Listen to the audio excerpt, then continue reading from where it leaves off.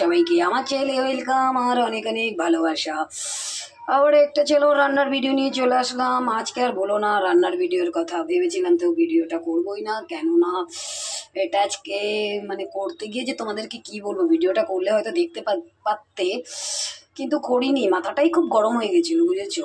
Actually তো রান্না করতে আমি ভীষণ ভালোই বাসি, সেটা তোমরা তো জানো। খেতেটা যত ভালোবাসি না তার থেকে বেশি ভালোবাসি আমি রান্না করতে।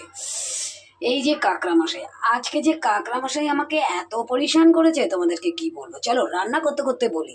এখানে অলমোস্ট আমার তেলটা গরম হয়ে গেছে। এবার আমি কি করব, এই কাকড়াগুলো দিয়ে দেবো। বুঝেছো, তেলটা কিন্তু অনেকটা গরম হয়ে গেছে। আরে বাবা ছিটে আসছে কিন্তু। ঠিক আছে, আজকে কেন বলছি রান্না করতে আমার এত হিংসে হয়েছে এক তো দেওয়ালি, মোটামুটি প্রতিদিন একটু একটু একটু করে সাফাই করি, উপর দিয়ে রান্নাও করি। কেননা একদিনে তো পসিবল না। চলে সে নুন দিয়ে দিলাম এর মধ্যে, এটা ভাজাটা মানে নুনটা দিয়ে দিলাম যেন ছিটাটা না আসে, আর তার সাথে একটুখানি হলুদ দিয়ে দিলাম যেন ভাজা হলে বুঝতে পারি। ঠিক আছে, তোমাদেরকে অন্য অন্য দিন তো মানে কাঁকড়াগুলো আনে অতটা প্রবলেম হয় না।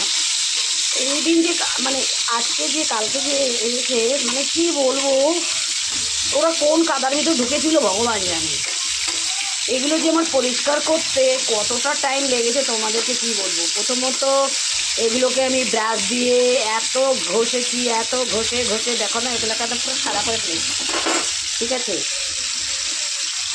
এইটা করতে আমার অনেক টাইম হয়ে গেছে। আর দেখো দিওয়ালি তো এসেই যাচ্ছে, প্রতিদিন টুকটুক টুকটুক করে না করলে হবে বলো। তার সাথে সাথে ওই কাজগুলোও করছি, আর এই রান্নাও করতে হবে, খেতে তো হবেই। আর জানো সত্যি কথা বলতে না, আমার বুঝতে পারছো, দেখালে তোমরা বুঝতে পারছো আমার কি বলো তো একটা প্রবলেম আছে। ডাস্টিং করলেই আমার এত মানে মানে কী বলবো, ইটিংয়ের স্বভাব আছে।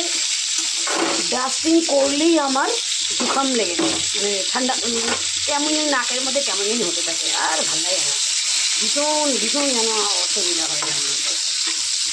চলো আমার তো বক শেষ হবে না, সেটা মানে কাজ করতে করতে প্রতিদিন একটু একটু একটু করে করবো। আর তার মাঝখানে যদি পারি এরকম ভিডিওগুলো দেবো। কালকে তো জানো না তো মানে এত বেশি আমি হাঁপিয়ে গেছি। চলো মাছটা বেশি একটা ভাজবো না, মোটামুটি এটা ভাজাটা অল্প অল্পই করবো। এখনও জানো মাছ রান্না করছি, এখনও মশলা করিনি। তোমাদেরকে কী বলবো, একদিকে করতে করতে আরেকদিকে চলে যাই, তারপরে এই দিকের কথাটাই ভুলেই যাই। আমার আমি এমন ভুলক কর জানো, জম্বের ভুলক কর, শুধু ভুলে যাই। এবার দিয়ে দিলাম এইগুলো সার্ভ করতে আরও বেশি পাতা আমি এগুলো কোথা থেকে এনেছি। আমার প্রতি সময় তো কী সুন্দর সাফাই করে আমি, এবার কী হয়েছে ভগবান জানে। একটু যদি একটু ভালো করে একটুখানি, বেশি তো লাগবে না, অল্প একটুখানি ভেজে নিয়ে এবার মশলাটা আমি করে দেবো। ঠিক আছে, এটা বেশি লাগবে না ভাজাটা করতে। অনেকটা গরম হয়ে গেছে, এবার এই পেঁয়াজ কুচিটা দিয়ে দেবো। অনেকটা তেল গরম হয়ে গেছে।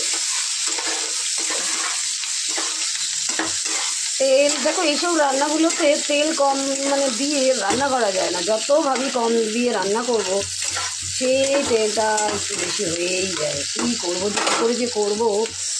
ডাক্তার এমনিতে বলেছে কম তেল খেতে, কিন্তু আমি তো কম দিয়ে রান্না করতে পারি না। কী করে যে করবো জানি না। চেষ্টা করি যে কম দেবো। অন্য কিছুতে দিই, এইসব মাছ ফাছ বলো, মাছ মাংস, এতে কি বলো তো কম দিয়ে রান্না করা যায় না। নুন আর হলুদটা দিয়ে দিলাম, একটু বেশ ভালো করে লাল লাল করে ভাজা হয়ে যায়। দেখো এখানে আমার তেলটা কী বলছি, পেঁয়াজটা খুব লাল লাল করে ভাজা হয়ে গেছে। আর তোমাদেরকে একটু বলবো, আমি কিন্তু একটু তেল একটু কমিয়ে দিয়েছি।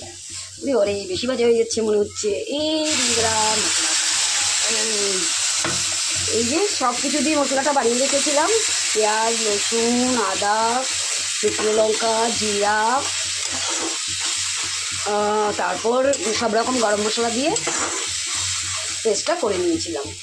আমি না কি ভেবেছিলাম, ভাবছিলাম কি জানো, অতটা তেল দিলে হবে না। দেখবে কতটা তেল নামিয়ে রেখেছি, দেখেছো কতটা তেল নামিয়ে রেখেছি। এবার মশলাটা ভালো করে একটু কষিয়ে নেব। মশলাটা বেশ কষানো হয়ে গেছে, তেলও মোটামুটি ছেড়ে দিয়েছে। এবার কি করব, এর মধ্যে এইটুকু টমেটো দিয়ে দেবো, বেশি দেবো না, তবু অনেকটাই দিয়ে দিচ্ছি, একটাই দিয়েছি। জানো আগে আমি চাকু দিয়ে কাটতে পারতাম না, আর এখন দেখো শুধু হাতে রেখে কেটেছি, কিন্তু কিছুতে রেখেও কাটিনি। ও মশলাটা একদম ভালো করে কষানো হয়ে গেছে। এবার আমি কি করব, এর মধ্যে এইগুলো দিয়ে দেবো, কাঁকড়াগুলো দিয়ে দিলাম। এবার একটুখানি উলট করে নেবো নেবো, দেখে একটু সামান্য জল দেবো, একদম নাড়তে বরাবর, কারণ এটা একদম কষা কষা হবে। চলো এবার দিয়ে দিই অল্প একটুখানি, এই দেখো এইটুকু জল। দেখো আমার কাঁকড়াটা রান্না পুরো কমপ্লিট, একদম পুরো গায়ে মাখা হয়ে গেছে। দেখে তোমরা কমেন্ট করো যে কেমন হয়েছে, আমার রান্নাটা তোমাদের কেমন লাগলো কমেন্ট করে বলবে, ঠিক আছে? এই বারবার উল্টে দিয়ে তুই সিধা হয়ে যাস কেন রে?